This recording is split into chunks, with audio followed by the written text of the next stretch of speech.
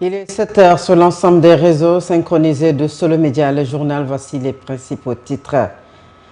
Bassirou Diomaye Faye est le nouveau président en exercice de la Communauté économique des États de l'Afrique de l'Ouest.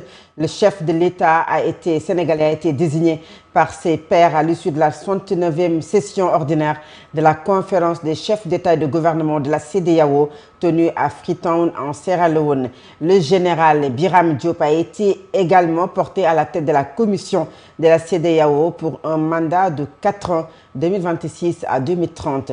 Et l'Espagne est sacrée championne du monde de football.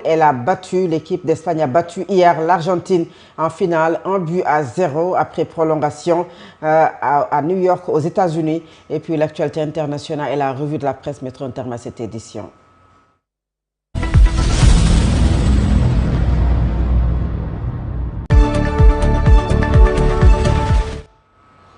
Je vous le disais en titre, au terme de la 69e session ordinaire de la conférence des chefs d'État de la communauté africaine des États de l'Afrique, de la communauté africaine, la CEDEAO a confié de la conférence des chefs d'État et de gouvernement, la CEDEAO a confié au président de la République, Bassirou Diomaye Faye, la présidence en exercice de la CEDEAO. Cette désignation consacre une parole écoutée, une vision portée avec constance. Devant ses pairs, le chef de l'État a dressé un diagnostic lucide de la situation de la communauté, une économie résiliente, mais encore vulnérable, une région fragilisée par le terrorisme, des institutions appelées à se réformer à chacun de ces défis. Il a opposé une même exigence d'action, l'opérationnalisation de la force régionale de lutte contre le terrorisme, la mutualisation des moyens, le renforcement de l'autonomie financière de la communauté et une meilleure protection des populations affectées. Le Sénégal, toujours à l'honneur donc sur la scène sous-régionale, l'ancien ministre des Forces armées, le général Biram Diop, a été officiellement porté à la tête de la commission de la CEDEAO pour un mandat de 4 ans. C'est de 2026 à 2030. Cette désignation a été actée ce dimanche 19 juillet 2026 lors du sommet ordinaire des chefs d'État et de gouvernement de l'organisation réunie à Freetown en Sierra Leone. Le haut gradé aura la lourde tâche d'impulser les nouvelles orientations politiques, économiques et sécuritaires de la communauté ouest-africaine. Lors de ce même sommet, le chef de l'État, Diomaye Faye, a été désigné aussi président en exercice de l'organisation sous-régionale.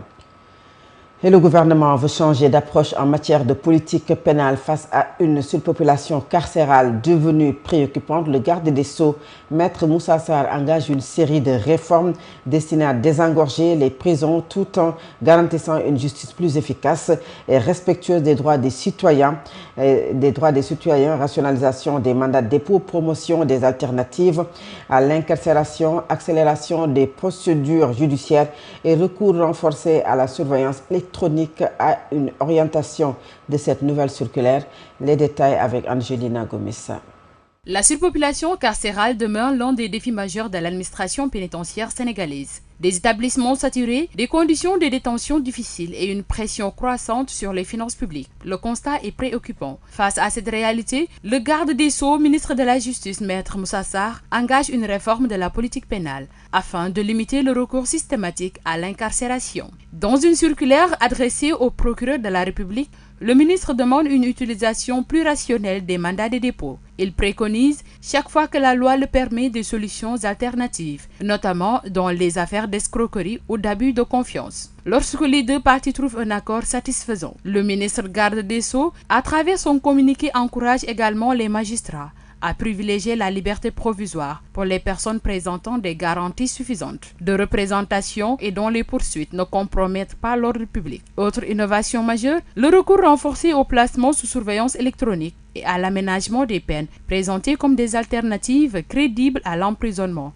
ou tout en garantissant l'exécution des décisions de justice. La circulaire prévoit aussi d'accélérer le traitement des dossiers judiciaires et de mettre un terme à la pénalisation des litiges à caractère civil ou commercial et de renforcer les contrôles au sein des services d'enquête et des établissements pénitentiaires grâce à des visites régulières. À travers ces 6 mesures, le ministre de la Justice entend concilier efficacité judiciaire, respect des droits des justiciables et désengorgement durable des prisons sénégalaises. Après avoir demandé l'avis du Conseil constitutionnel sur le possible couplage des élections législatives et locales, le débat se déplace sur le terrain politique et institutionnel entre la nécessité d'un consensus national et l'hypothèse d'une dissolution de l'Assemblée nationale. Les interrogations se multiplient sur les risques et les conséquences d'une telle décision pour la stabilité démocratique et l'équilibre des pouvoirs au Sénégal. Je vous propose de suivre Jean Diatta. Il est analyste politique. Il est joint au téléphone par Sira Béatrice Ndion. Il est incontournable qu'à la suite de l'avis du Conseil constitutionnel, que le président appelle à un large consensus autour de cette question-là, parce que l'élection n'appartient ni au président ni aux partis politiques. C'est l'élection du peuple. Il y aura donc les représentants du peuple, la société civile, les partis politiques qui doivent se retrouver pour échanger autour de ce couplage-là afin d'éviter une crise qui ne serait pas favorable à la démocratie sénégalaise. Alors, si le président décide de dissoudre l'Assemblée nationale, bon, il est dans ses droits parce que aujourd'hui, il faut s'assurer que tout ce qui est posé comme acte soit dans la légalité. Et donc, le président a le droit de dissoudre l'Assemblée nationale qui lui est pas favorable parce que la majorité appartient au parti PASTEF qui constitue aujourd'hui, quoique on ne peut pas parler d'opposition, mais aujourd'hui, ils sont la principale force politique du Sénégal et qui pourrait faire face au président de la République, que ce soit à l'Assemblée nationale, d'autant plus que les récentes réactions de l'actualité avec le limogeage des ministres qui étaient de PASTEF, des directeurs généraux qui sont de PASTEF, montrent qu'effectivement, il y a un écart entre le pouvoir exécutif et l'Assemblée nationale incarnée en grande partie par PASTEF et ses députés. Et donc, forcément, dissoudre l'Assemblée nationale, c'est une voie qui s'offre au président de la République, mais encore une fois, on s'interroge sur la suite. Est-ce que le président peut s'assurer d'avoir une majorité à ces élections qui pourraient être anticipées après la dissolution de l'Assemblée nationale? Mais c'est des questions qu'on se pose. Toujours est-il que le président court un risque énorme d'être désavoué à la suite de ces élections-là. Donc, s'il n'obtient pas la majorité, c'est un désaveu et peut-être cela devrait le pousser à prendre ses distances. Cet extrait de Jean Diatta met en terme à la première partie de cette édition. Et la seconde partie, c'est la page internationale, le sport et la revue de la presse. À présent, l'Inter.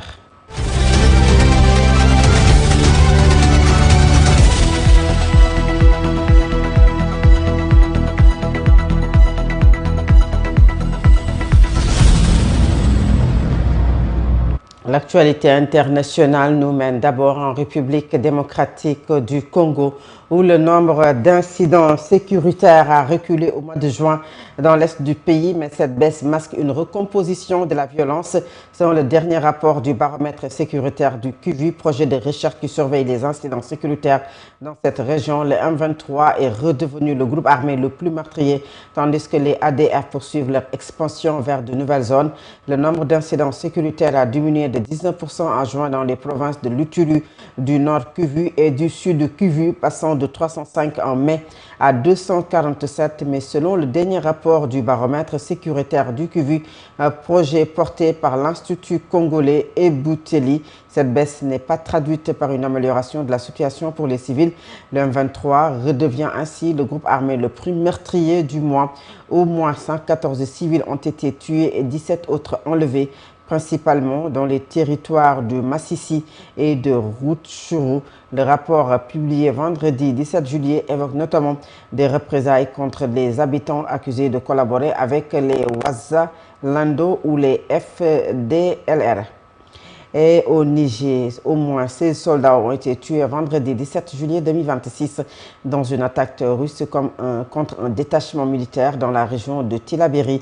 C'est dans l'ouest du pays. Selon un bilan communiqué par le ministère de la Défense, 15 assaillants ont également été tués, mais selon des informations recueillies par RFI, les pertes de l'armée nigérienne seraient en réalité beaucoup plus lourdes.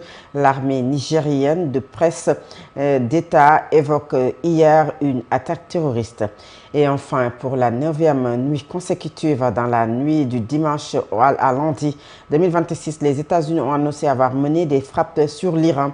Téhéran riposte une nouvelle fois par des attaques contre des voisins du Golfe et revendique une attaque de missiles contre un appareil militaire américain à l'aéroport jordanien d'Aqaba, près de la frontière avec Israël, causant de sérieux dégâts. Selon la télévision d'État, dans le même temps, citée par l'agence de presse iranienne Fars, les gardiens de la révolution assurent avoir aussi visé la base aérienne Ali Al-Salem au Koweït. Et à présent, c'est la page sportive de cette édition.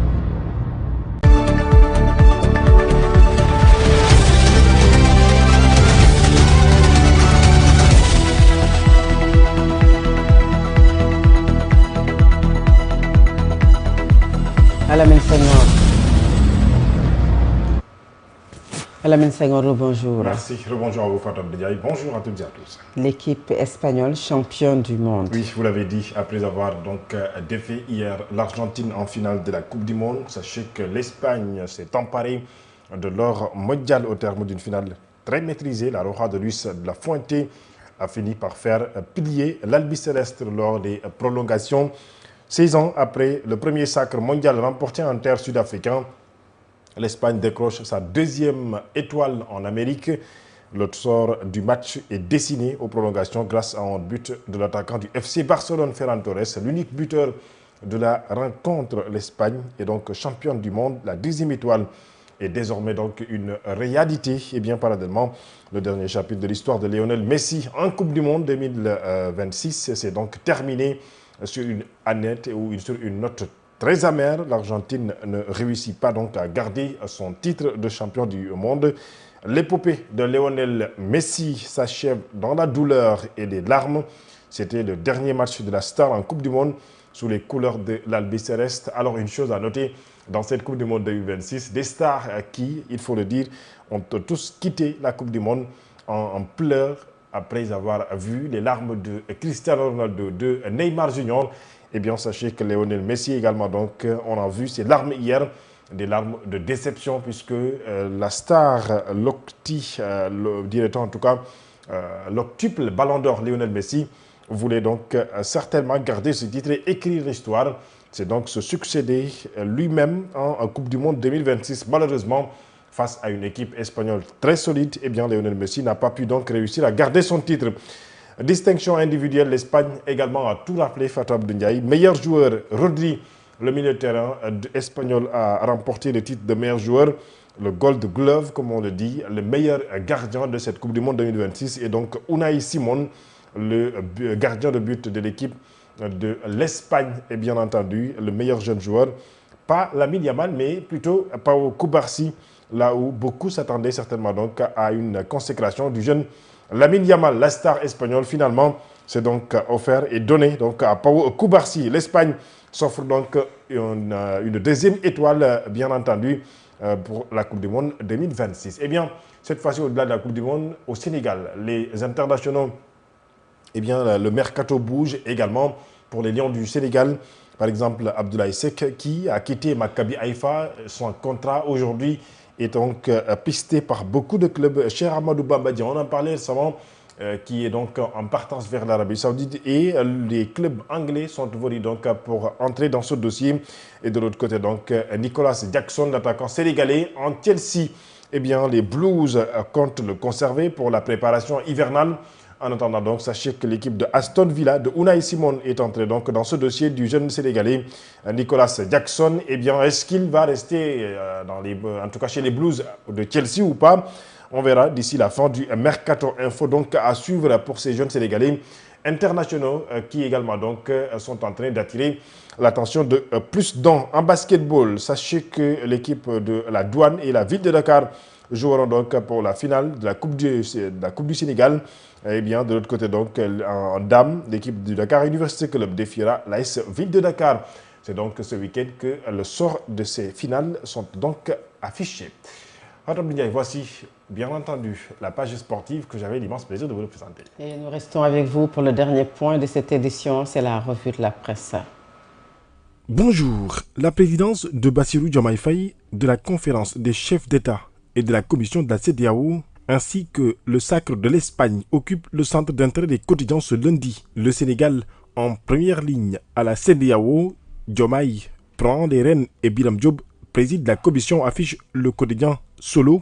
En effet, le président Bassirou Diomaye Faye est le nouveau président en exercice de la CEDEAO. Au sommet de la 69e session extraordinaire de la conférence des chefs d'État et de gouvernement, la communauté a confié au président de la République, son Excellence Bassirou Diomaye Diakhar Faye, la présidence en exercice de la CEDEAO. Un mandat de confiance, une responsabilité pleinement assumée, une ambition au service de toute la région, a écrit le président Bassirou Diomaye Faye.